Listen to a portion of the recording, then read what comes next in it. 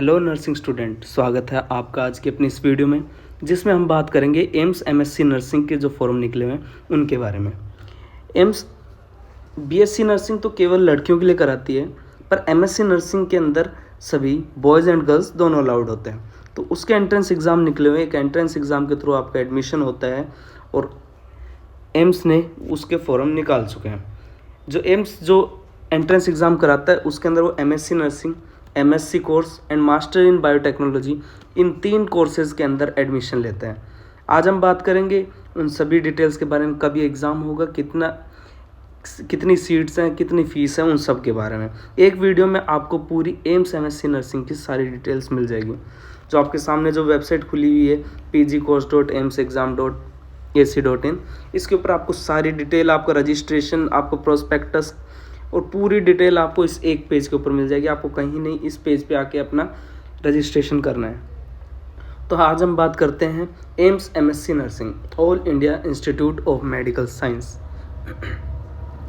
तो सबसे पहले हम देखते हैं कि किन किन कोर्सेज़ के अंदर एम्स जो है वो एडमिशन ले रहा है। एमएससी नर्सिंग के अंदर, एमएससी कोर्स के अंदर एवं मास्टर्स इन बायोटेक्नोलॉजी के अंदर कौन कौन सी एम्स जो है जो इस एग्ज़ाम को पार्टिसिपेट कर रही हैं। एम्स दिल्ली है, एम्स भोपाल है, एम्स भुवनेश्वर है, एम्स जोधपुर है, एम्स पटना है, एम्स रायपुर है, एम्स ऋषिकेश है, AIIMS Nagpur, AIIMS Gorakhpur, AIIMS सुगना, भुवनेगिरी तेलंगाना की जो है, गुंटूर डिस्ट्रिक्ट आंध्र प्रदेश, बठिंडा एम्स और देवगढ़ एम्स।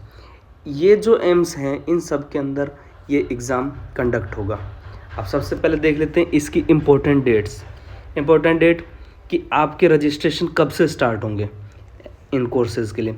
तो रजिस्ट्रेशन आपके 8 अप्रैल 2025 से स्टार्ट हो चुके हैं, जिनकी क्लोजिंग डेट है, एंड डेट है 7 मई 2025। तो 7 मई 2025 से पहले आपको ये फॉर्म भरने, ठीक है।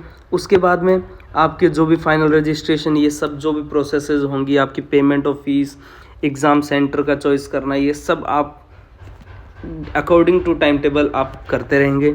फिर उसके बाद में आपका एग्ज़ामिनेशन की डेट जो आ चुकी है वो है 21 जून 2025। 21 जून 2025 को एम्स का एमएससी नर्सिंग का जो एग्ज़ाम है वो 21 जून 2025 होगा, और एमएससी कोर्स और मास्टर इन बायोटेक्नोलॉजी का एग्ज़ाम 14 जून 2025 को होगा।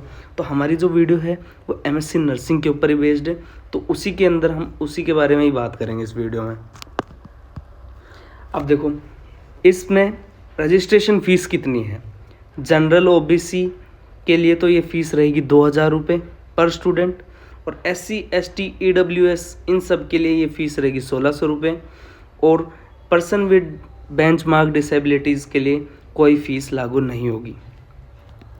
इसके बाद में हम बात करते हैं कि कौन सी कॉलेज में कितनी सीट हैं और कौन कौन से सब्जेक्ट के ऊपर ये एग्ज़ाम होगा, इन सब के बारे में हम बात करेंगे। अब आगे देखते हैं हम कि एमएससी नर्सिंग कोर्स के अंदर जो सीट निकली हुई है न्यू दिल्ली के अंदर, वो सीटों का काउंट है 28। जैसे कि आप यहाँ पे देख पा रहोगे 28 टोटल सीट है। प्रत्येक सब्जेक्ट वाइज सीट मेंशन की गई है। साइकेट्रिक नर्सिंग में 4 सीट है, पीडियाट्रिक नर्सिंग में 4 सीट है। तो इस तरीके से आपको सीट काउंट भी पूरा इस प्रोस्पेक्टस के अंदर दिया हुआ है, और ये प्रोस्पेक्टस हमारे टेलीग्राम चैनल के ऊपर भी अवेलेबल है। एम्स रायपुर के अंदर 10 सीट है, उसी तरीके से एम्स ऋषिकेश के अंदर 25 सीट है। आप इस तरीके से देख सकते हैं आपको कौन सी प्रेफर करनी है, वो सब भी है। कॉलेज का चुनाव करने से पहले भी मैं आपको बताऊंगा कि आप किस तरीके से कॉलेज का सिलेक्शन करें। मतलब क्या होता है कि हर एम्स का अपना अपना बेनिफिट है कि एम्स दिल्ली क्यों लूँ, एम्स जोधपुर क्यों नहीं लूँ, या फिर एम्स जोधपुर क्यों लूँ और एम्स दिल्ली क्यों नहीं लूँ। तो इन सब का चुनाव भी करना है। तो हमारी तरफ से आपको एडमिशन फॉर्म के रजिस्ट्रेशन से लेके एडमिशन की काउंसलिंग तक हमारा पूरा सपोर्ट आपको मिलेगा। उसकी आप सर्विसेज हमारे टेलीग्राम चैनल के ऊपर ले सकते हो, हमसे कांटेक्ट कर सकते हो व्हाट्सएप नंबर के ऊपर। तो आप देख सकते हो पूरी सीट का मेंशन किया हुआ है। एम्स भोपाल में 28 सीट है। इस तरीके से आप देखते जाएंगे, टोटल सीट आपको ऐसे पता चलती जाएंगी। आगे हम बात करते हैं कि एमएससी नर्सिंग का जो एग्ज़ाम है उसमें क्या क्या रिक्वायरमेंट है, कि स्टूडेंट है उसकी क्या एलिजिबिलिटी होनी चाहिए। तो एमएससी नर्सिंग का जो कोर्स होता है उसके अंदर स्टूडेंट ने बीएससी नर्सिंग कर रखी होनी चाहिए या फिर स्टूडेंट ने पोस्ट बेसिक बीएससी नर्सिंग कर रखी होनी चाहिए।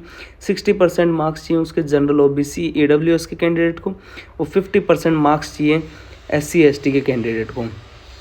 ठीक है, तो यानी कि BSc nursing post BSc nursing का स्टूडेंट इसको अप्लाई कर सकते हैं।